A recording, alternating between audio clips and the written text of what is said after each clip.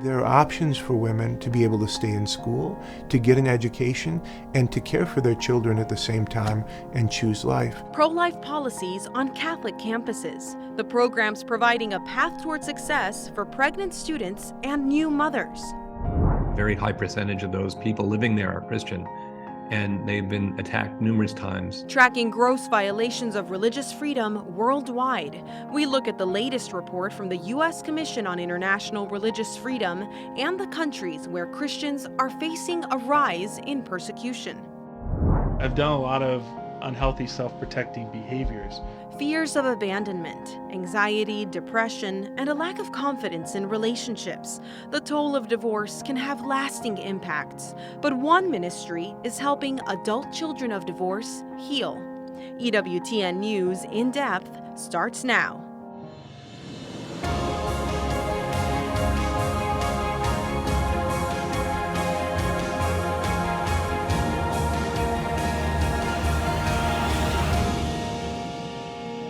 Continuing to support programs like this is what actually makes a difference.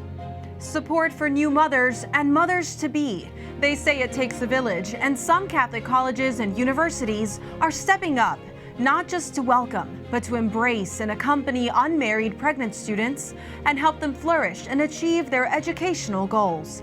Welcome to EWTN News In Depth. We begin our program today with a special look at pro-life policies at Catholic universities. In a group reporting project across EWTN News, In Depth, National Catholic Register, and the Catholic News Agency teamed up to find out what kind of programs and aid are available for single mothers pursuing a degree on Catholic campuses. In a post-Roe world, are Catholic higher education institutions living out Catholic social teaching and supporting pregnant college students? Catherine Hadro reports. I knew that the Lord was calling me to be a nurse, and I was going to do whatever it took. College student Angelina Haft first felt called to the medical field when she was just 10 years old. But last year, she had to change her plans. I was working on my nursing degree back in Texas, and I found out I was pregnant. She thought her dream of being a full-time student and becoming a nurse was no longer an option until she heard Monsignor James Shea, the president of the University of Mary in North Dakota, on the radio, talking about a new program. It was definitely a light at the end of the tunnel for me. She applied for the program and soon headed to Bismarck, just 3 weeks after having her son Augustin. Juggling school and parenthood is not easy, but she thanks God for the opportunity. It's definitely such a blessing to know that I can go to a university, because that was one of the things I thought about when I found out I was pregnant, because I had these ideas in mind how I wanted to go into the medical field. This program, called the St. Teresa of Calcutta Community for Mothers, is a brand new University of Mary initiative. The living quarters can fit 20 students. While the program has been in the works for a few years, Monsignor Shea says the overturning of Roe v. Wade in 2022 became the call to action. Whatever happens at this watershed moment around this very contentious issue in American politics, what we need to do as men and women of faith here at the University of Mary is think about how we can witness to the pro-life cause in a very tangible way. Through this program, the university provides tangible support, like special housing and financial support. Young mothers even receive free childcare provided by other students. In its first year, the St. Teresa of Calcutta program welcomed 2 young women, Angelina and Katie, who was already a student at the university. She found out she was pregnant during her sophomore year. I was pretty sick, and it kind of just shot my confidence down that I could go back to school and like all this stuff with, if I couldn't even handle being pregnant and going to school, you know, how could I do it with a baby? For her, the support from her peers in the college community encouraged her to continue her education while raising her daughter. The confidence that the other students gave me helped me to come back this past fall. And I was so excited to start the program and just to be able to live on campus again and be a college student with, an extra person with me. According to a 2021 study from the Institute for Women's Policy Research, more than half of undergraduate student parents suspend their enrollment without returning to complete their program, compared to only a third of students without children. In light of the overturning of Roe and a re-examination of the level of support for pregnant women and families, EWTN News In Depth and our sister publications, Catholic News Agency and the National Catholic Register, polled 64 Catholic colleges around the United States. Many large and well-known, others small and regional. We asked what resources they provide for pregnant students, from housing and scholarships to on-campus child care. Following repeated requests to complete our survey, 17 Catholic universities out of 64 responded to our questions about how the universities handle support for pregnant students. Of those, a majority said they allow pregnant students to live in dormitories, and 7 have family housing for after the baby is born. A majority of these schools do not have on-campus child care. As we've already shown, the University of Mary in North Dakota serves as a role model for other Catholic campuses. And while many of the 17 campuses already had resources available before 2022, some felt a new push to help mothers in a post-Roe world, with an emphasis not just on pro-family resources, but pro-family attitudes. The Catholic University of America here in Washington, D.C. launched their Guadalupe Project following the Dobbs Supreme Court decision. Their mission? To create a place of radical welcome for families on campus. Jenny Lichter, Deputy General Counsel at the Catholic University of America and chair of the Guadalupe Project Committee, calls it a whole campus effort, listening to the needs of faculty, staff, and students. Since we launched the project last June, we've already implemented a number of actions that we hope makes life a little bit easier for all of the families in our community and makes celebrating life a little bit more fun. Some of those efforts include parking spaces for pregnant women, baby items in the university's cupboard, and maternity wear at the university's clothing exchange, Cardinal Closet. And to make sure students never forget what resources are available, posters advertising resources have become part of the wallpaper in campus halls. Just to really drill home that message of support, and the university will walk with you. Life is a gift. And we're here with you. Lichter says the university has received a lot of good feedback from parents in graduate school. It's been interesting to see the specific deliverables to which people reacted, especially in the short term. And it really drove home that for parents, especially for moms, the seemingly little, but like very practical things make such a difference. Like many Catholic colleges, the Catholic University of America has a code of conduct that emphasizes chastity. But Lichter makes clear pregnant students will not get into trouble. And in a sense, that seems obvious, right? But in a moment of panic or something that's experienced as a moment of crisis, we just didn't want there to be any question in the minds of any student on this campus that they would need to be hesitant to seek help and support from the university for any reason. Initiatives, big and small, all helping Catholic spaces encourage a culture of life and making a huge difference in the lives of young parents. And so if we can make sure that people aren't thinking, I have to choose between being a mom and getting an education and being able to provide for myself and for my family, if we can sort of break apart that false choice and instead provide opportunity as a loving community of Christians and Catholics, then we're going to do that. Catherine Hadro, EWTN News In Depth. The programs mentioned in our report don't stand alone. I'm joined by Debbie Capon, Executive Director of Miravia, which provides housing for pregnant college students in the Charlotte, North Carolina area. Debbie, thank you for being here with us. Miravia provides more than just housing. After a mother gives birth, they are allowed to stay until the child is 2 years old. What else do you provide these mothers? We really provide comprehensive support. I mean, the tangible things would be, of course, like you said, the housing, the meals, the childcare. life skills classes, referrals to services, weekly meetings with a case manager to help them to stay on track with their goals. And then there's also all of the intangible things, such as, the peer support, the friendships that they're making, a sense of normalcy and being integrated in the community.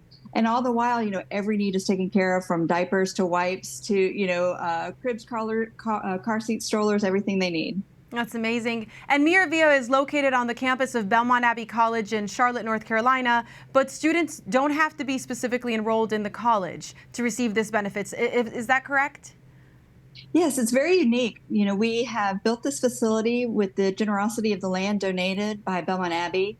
And so far, the students have come, we've really become a destination. They've come from 9 different states, 12 different colleges. And by the time that they complete the program, overall, we've had 41% enroll at Belmont Abbey College before they leave. But we want them to stay on the track that they were already on to minimize the disruptions and help them to get to their goals faster.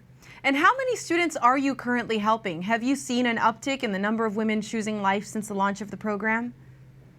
Yeah, this year we had 8 student moms, and as far as the uptick, it's not as much of a measurement of that as it's what we have seen is really the impact on the culture on colleges, and that's what we want to see as well, that not just for our clients, but we want to see that uptick in overall attitude towards pregnant students and embracing them. And we hear it over and over again from our clients that their friends and their teammates are so impressed with all that they're doing, and it has changed their viewpoint on what they would have done personally if they had an unplanned pregnancy in college. And if you wanted to measure a success rate of these students in getting their degree, is that something that is easy to measure?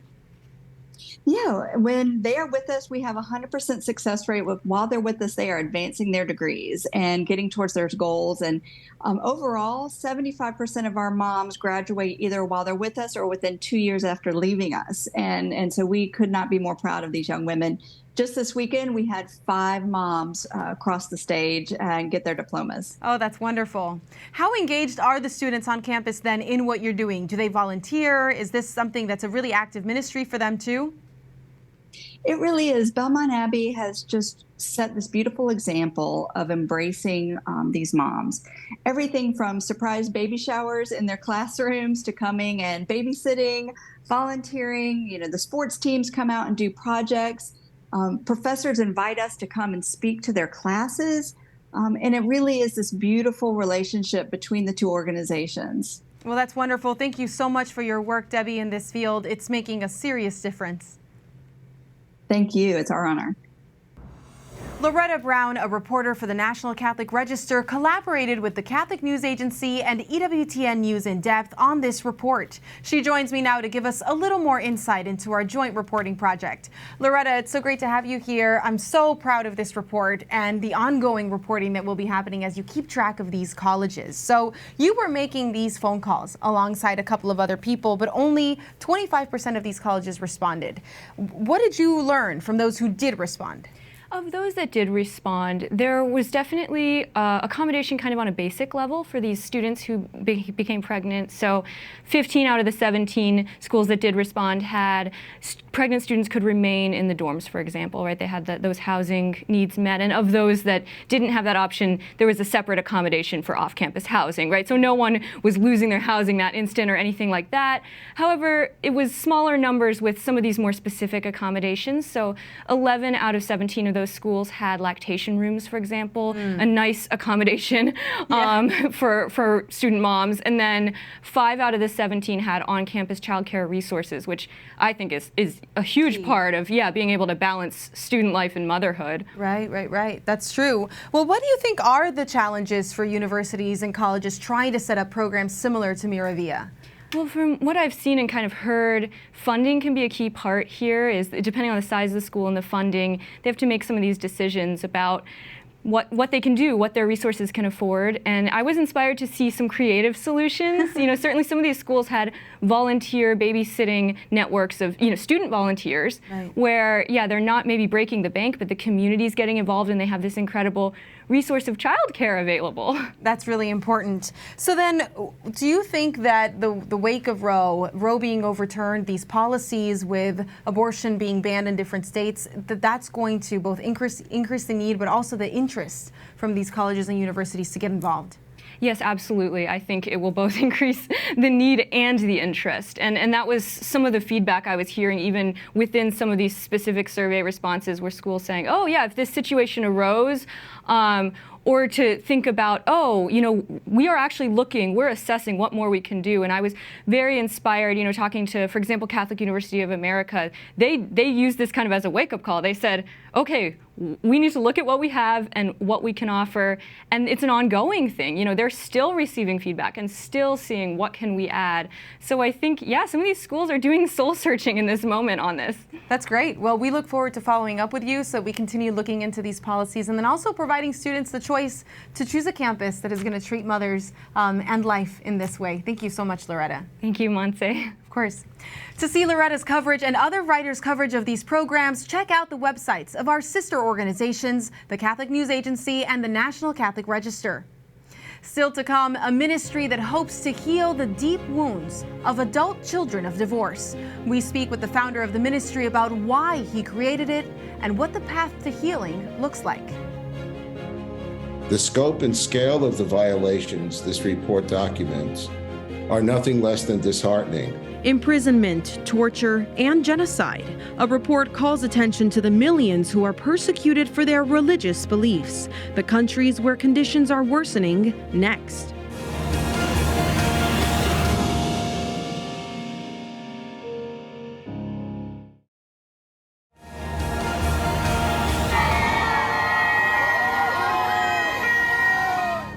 Cheers and songs from dozens of Ukrainians living in Rome to welcome the arrival of Ukrainian President Volodymyr Zelensky last Saturday.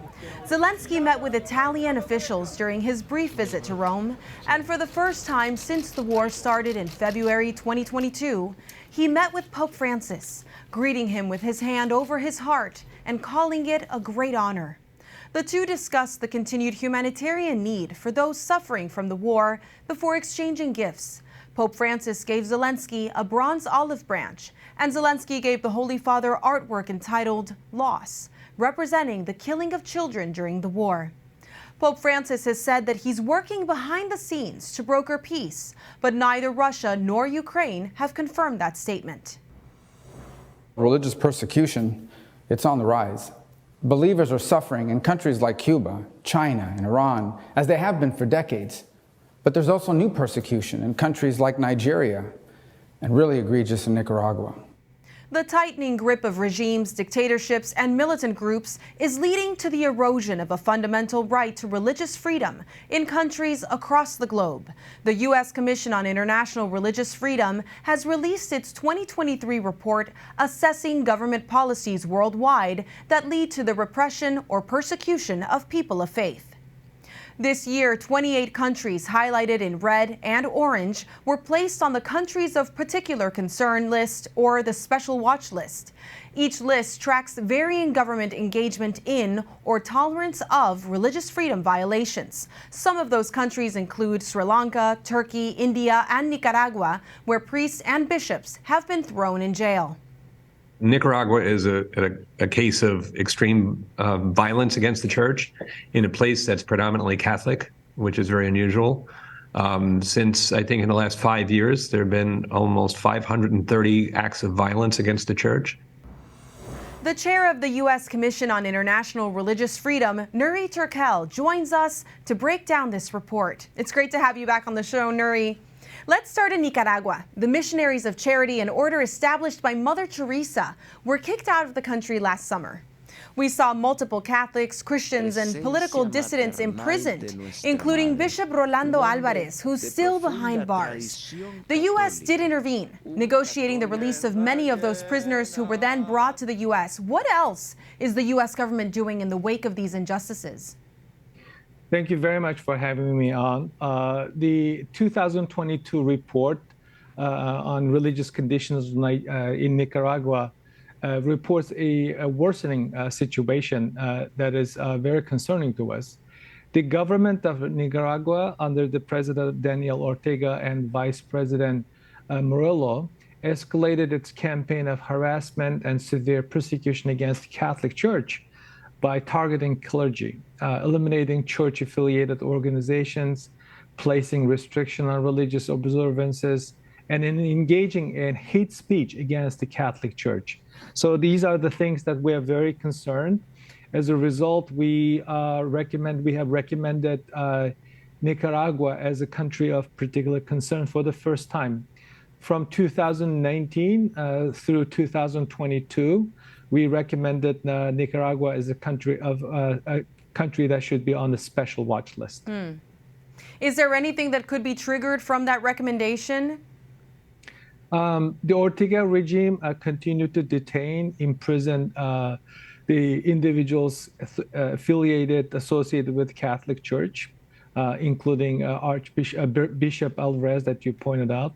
Government also shut down 3,000 non-governmental organizations, including numerous church-affiliated NGOs, civil society organizations, and media stations.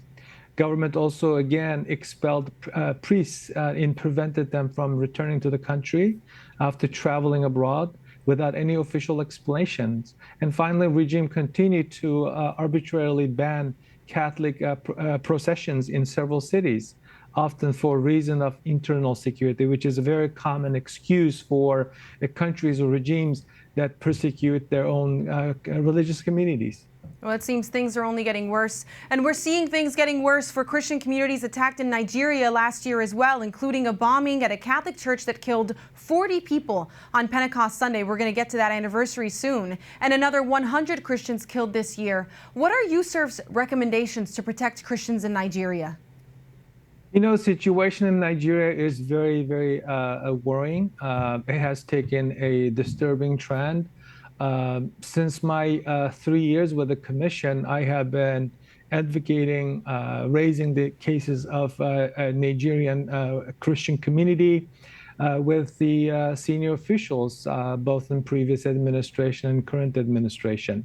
As an organization, as a government agency, we have recommended Nigeria for CPC since 2009. Wow. Boko Haram, for example, was recommended as an entity of particular concern since 2020. Islamic State in West Africa has been recommended as an EPC since 2021.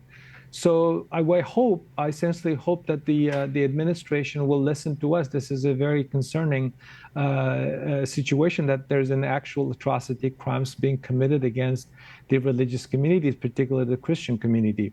So because of the government's inaction, government's unwilling to address these serious issues, the situation in Nigeria is worsening.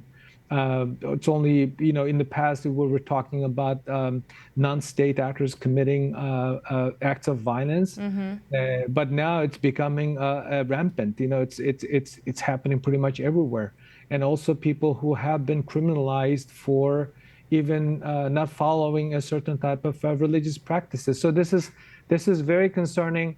The United States government must put aside geopolitical interest and do the right thing. If you don't stop this, we will end up seeing similar type of atrocity crimes being committed to other vulnerable groups. In the last 50 years, the ethno-religious groups have been subject to crimes against humanity, ethnic cleansing, war crimes, genocide. We have to lead. Right. As Secretary Blinken often says, the world does not organize itself, and the United States must lead. I cannot disagree. I cannot agree with Secretary Moore on this point. On this issue, the religious persecutions in other parts of the world, the United States must lead, because at the end of the day, we're the only country with the resources, with the government agencies, offices, and willingness, and with a long history of defending religious liberty, religious freedom, and this is where we need to show up. That's right, Nuri. Well, let's talk about those other communities really quickly. As a Uyghur Muslim, you've seen your people suffer from political indoctrination, imprisonment, in forced labor camps, and even genocide in China. The USERF report indicates that Muslims, Tibetan Buddhists, underground Catholics, and house church Protestants are especially vulnerable to persecution there. Why does it seem that the world is tolerating this, and what are your recommendations? Oh, simply put, that's a hypocrisy. Chinese Communist Party happened to be a wrong type of adversary or a government or communist political party for the international community to take on. And one particular group, the Uyghurs are getting enough attention for a wrong reason. We've been talking about a genocide that has been ongoing last 7 years. The United States government has taken a number of significant decisions, but because it's been just the United States and the business community is still being complicit in the ongoing crimes against humanity and genocide in the Uyghur homeland, where this practice is still ongoing. But one particular group that I wanted to highlight, underscore, is the Catholics in China. The Vatican must speak out against the persecution of Catholic communities.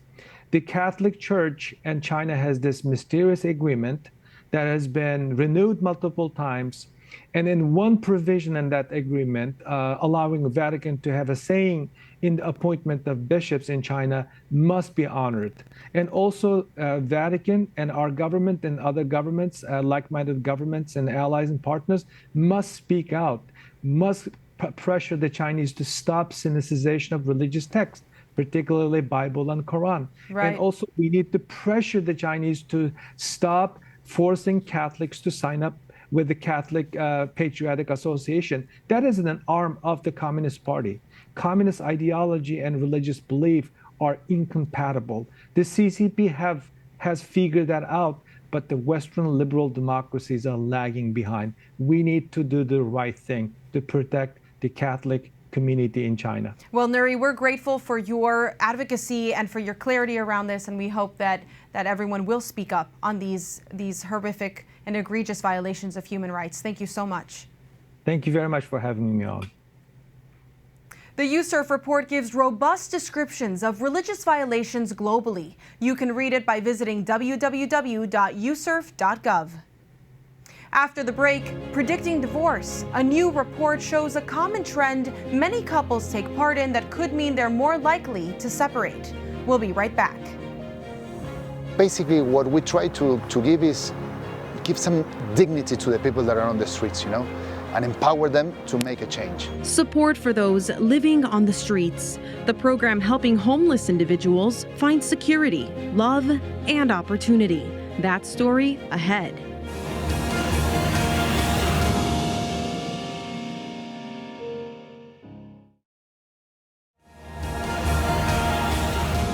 Marriage. For Catholics, it's a sacrament. In the eyes of the Church, the bond of marriage cannot be dissolved. Only an annulment can allow a couple to break that bond. Nonetheless, many Catholics do get civil divorces.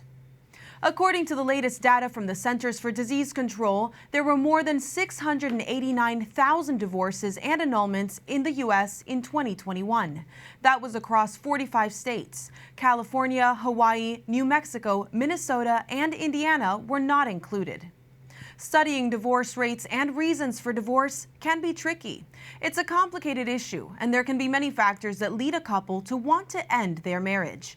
A new study suggests that living together before marriage can lead to a greater chance of divorce. A study by the University of Denver for the Institute of Family Studies found that 34% of married couples who cohabitated before getting engaged got divorced. Comparing that to 23% of couples who cohabitated after engagement also ended in divorce. That's an 11% greater likelihood of a marriage ending if you live together before engagement. Brad Wilcox, professor and director of the National Marriage Project at the University of Virginia and senior fellow at the Institute for Family Studies, joins us now to talk more about the nuances of this study. Brad, thank you for being with us. The Church certainly does not condone cohabitation before marriage, but as we know, a lot of couples do it. What are the main reasons that couples are moving in together before marriage now? Montse, I think what we're seeing today is a lot of folks are kind of testing the waters, trying to figure out if this person's a good prospect for marriage down the road, or even kind of a serious commitment as well. But then also seeing too, a lot of couples are just kind of looking at cohabitation as sort of a way to, kind of basically save money, have a more convenient setup in their young adult world. So those are kind of the two, I think, tracks we see in the research by and large. So either trying to test things out from a fear of commitment or financial reasons. The report mentioned making a clear commitment. Can you elaborate on that? What we do see is that couples who kind of take things more slowly and deliberately, and who basically are trying to figure out if they have, the basis, the foundation for a strong friendship and commitment, are more likely to flourish. And so more particularly couples who wait to cohabit until after an engagement, or especially obviously couples who are waiting to move in together after the wedding, are the kinds of couples who are more likely to be flourishing in their marriages today. How has diversity of cultures, diversity of languages in our country affected this? Is there a cultural difference that stops people from being able to communicate and find that common ground to marry? Yeah, I think one of the things that we see among young adults in general, and certainly young adults here at the University of Virginia where I teach, is there's a kind of a confusion about kind of how to go about dating and mating. We don't have many kind of common customs to sort of orient young adults today.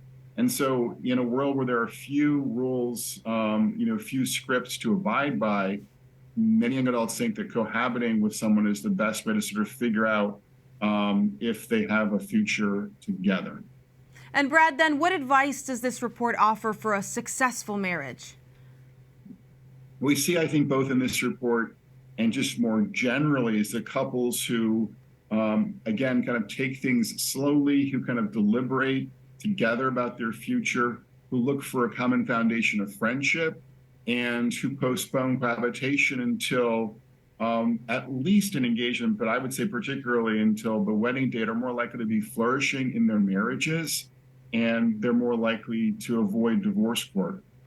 And one of the sort of strongest findings in the report is that kind of accumulating a kind of a set of kind of experiences involving multiple cohabitations with more than one person is particularly risky. It's those folks who live with more than one person, more than their spouse, who are especially likely to end up in divorce court. So, of course, the easiest way to end up avoiding that scenario is just to wait until after the wedding date to live together. Brad, really quick, what can communities do? I know that grandparents and parents worry about their children and how they can foster a desire for commitment, but also just strong relationships. What can they do? I think it's really important to kind of educate your kids before, they hit 20 years old, to kind of let them understand and appreciate how much marriage matters for their future. What I see in my research is that kind of marital quality is the #1 predictor of global life satisfaction for Americans.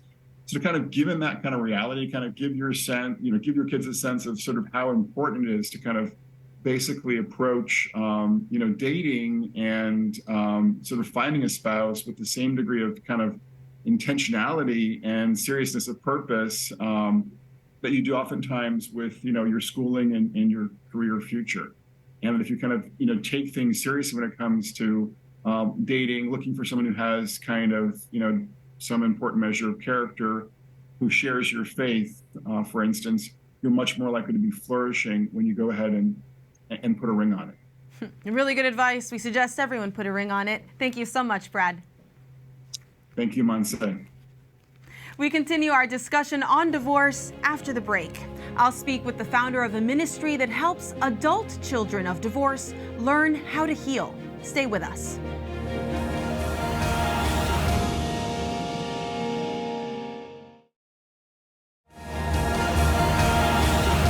Welcome back.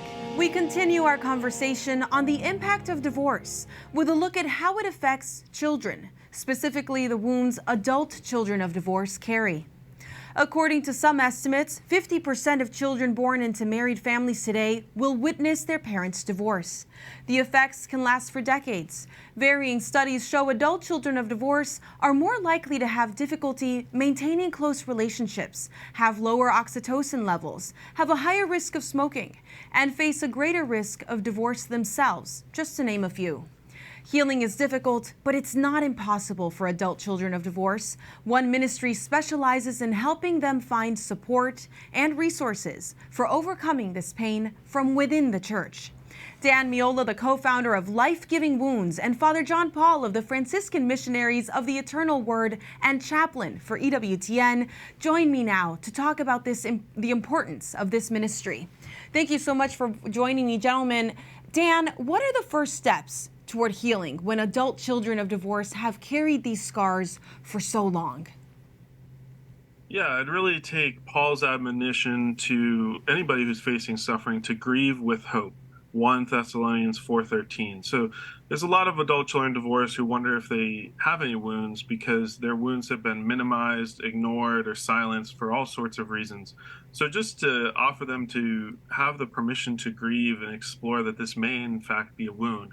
And to those who already know that they're wounded, but maybe are facing kind of a resignation that there's no hope for healing, is to have hope and to invite Christ into this pain. That's beautiful. Father John Paul, as a priest, what advice can you offer those seeking consolation through prayer? Well, prayer is the most important thing, Montse. And I would say that every one of us has a story. Every one of us has a very unique story and our own individual experience of what we may have gone through with our own parents' divorce. And like you said, to be very sensitive with that, but also to face it in reality, to bring it to the Lord in prayer and know that God's story, his own story of salvation, must intersect with our story. So bringing our brokenness, our wounds to the story of salvation, and really, in all honesty, bringing our hurts, our pains, our wounds to the wounds of Jesus, because his wounds are fresh wounds. His wounds are resurrected wounds. And that's really the method in prayer, is bringing our humanity and our brokenness to Jesus' own humanity and his wounds that are in eternity forever open for us. For us to enter into them. That's beautiful.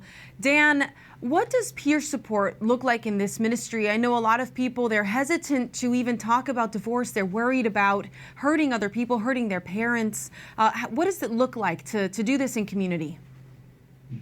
Yeah, I mean, we can't do this healing work alone, as Father John Paul Mary just mentioned about inviting Christ, but Christ also wants to incarnate his presence in a community. And we know the surest way to healing and virtues through friendship. So the peer support we offer in our ministries through small group discussion, through advice from others who know the pain from the inside, who know the path of healing from the inside. So we try to provide these encounters, and ultimately we hope friendships with other people who are similarly wounded so we can heal together. We just have seen the fruits of this again and again, the importance of the uniqueness of peer support for this wound. So that's kind of what it looks like, whether that be in retreats or support groups, etc. Father John Paul, we know that the Holy Father talked about a lot of marriages not being valid, and he also made the annulment process easier. What does the church need to do in response to divorce? Everything possible. Just from the very beginning of family life, the way we're raised, the way we are taught the faith, the way we're taught to communicate with one another, openness in marriage, love. I think it's so important that it begin very early. And also, not just marriage preparation. Marriage preparation is very important, but also accompanying married couples probably within the first years of marriage, 5, 10, 15 years of marriage, to have other couples along the road with you. You can't do it alone. Just like in religious life and priesthood, you can't do it alone. Married couples need examples in those early years, the years where they might struggle with different things, to help them through those things, to make really divorce unthinkable. Absolutely. Dan, we know adult children of divorce can view marriage with a skeptical eye. How do you overcome that and approach this sacrament with an open heart? First, just to dovetail on the last question, is we really need to listen to the stories of adult children of divorce. We need to hear their voice and really truly get to know this group intimately, to know their struggles with marriage, their fears, I feel like so often the church misses this voice. So first of all, just listening to what are their challenges so we can respond effectively in pastoral ministry to help them move towards a vocation of marriage. And also, I might say, consecrated life and priesthood. They struggle with a skeptical eye towards all these vocations. So first of all, just listening more to their voice and responding to their particular pain. Second of all, they need to recover an adequate view of marriage. We often have a damaged view of marriage from our experiences of a broken home, and the church offers a beautiful blueprint for that. And then lastly, to also be aware, grow an awareness of the wounds and the ways and effects that negatively impacts relationships with relationship harming behaviors, some of which we're often not even aware of. And for this, we also need help with mentors of other adult children divorced who have been there, who have struggled similarly, but can offer hope that, yes, you can have a great marriage too, even if you come from a broken home. And to learn how to do that. It takes work, it takes effort, but with God's grace, anything is possible. And many of us do go on and have beautiful marriages, but we need to cooperate with God's grace, recovering the blueprint, listening to the voices of other adult children divorced, having specific pastoral ministry for them and their fears, and then offering some mentor couples. Father John Paul, listening to that, all of the things that the church can do and needs to do, is it also about restoring the relationship between the individual and Jesus Christ and fostering that first? Yeah, that's a great question, Montse, because Jesus Christ is the bridegroom and the church is his spouse. And so, like, marriage is that imagery here on earth, that foreshadowing of the imagery between Jesus Christ and his church. And that image between Jesus Christ and his church is indestructible. You can't break that bond. So, like, marriage, when we enter into marriage, for those who are married, and also for those of us who take vows in religious life, we're to live our life based on Jesus' relationship with his church, which is a total gift of self, offering everything back to God. It's a very, very different way of looking at relationships. I know with this culture, it can be a challenge. So I'm grateful to both of you for this ministry and for your personal testimonies. Thank you. Thank you, Montse, for your opportunity. Thank you. If you or someone you know would like to learn more about this ministry, visit lifegivingwounds.org. I got a house, I got a roof, I got a bed, I got a place to cook, I got good roommates, you know. It's like another family, you know. The path towards a brighter future for those who were once homeless. The nonprofit organization working to help them reintegrate into society.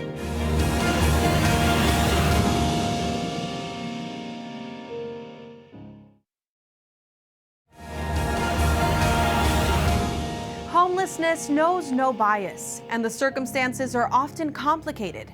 Regardless of race, gender, or background, there are many people who sleep on the streets every night across the U.S. EWTN News In Depth's Colin Flynn traveled to Miami to get a glimpse of the growing homeless crisis there and the work being done to provide shelter to those in need. Famous for its beautiful weather, pristine beaches, and vibrant nightlife, the city of Miami offers a slice of the good life, earning the nickname the Magic City. But behind the glitter is the grit. People being priced out of their homes because of rising rents, leading to a rise in the homeless population in South Florida. Homeless crisis. More than 1,000 people are estimated to be living on Miami's streets, and a further 2,500 in shelters.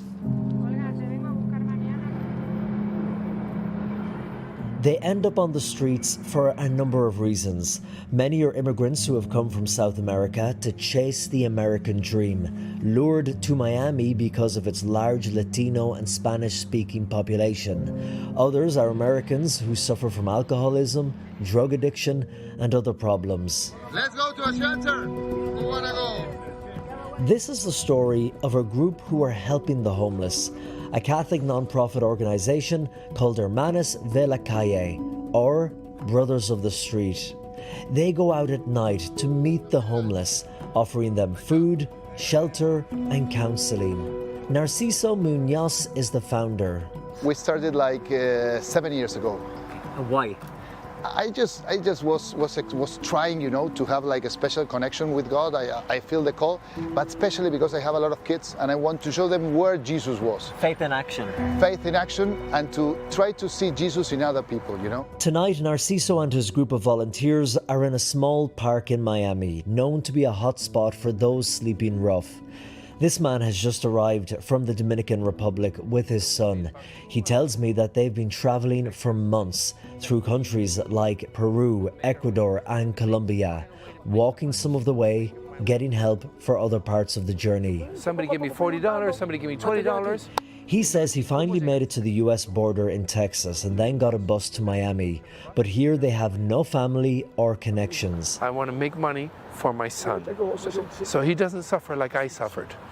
A priest with the charity tries to console the upset and frightened father, while Narciso and his team arrange a hotel room for them for the night. But with so little accommodation available in Miami, finding them a long-term solution will be a challenge. Narciso Munoz's daytime job is in finance, and he admits that he didn't always have such a kind view of the poor. I used to judge people, for the money that they have, for how they dress, whatever.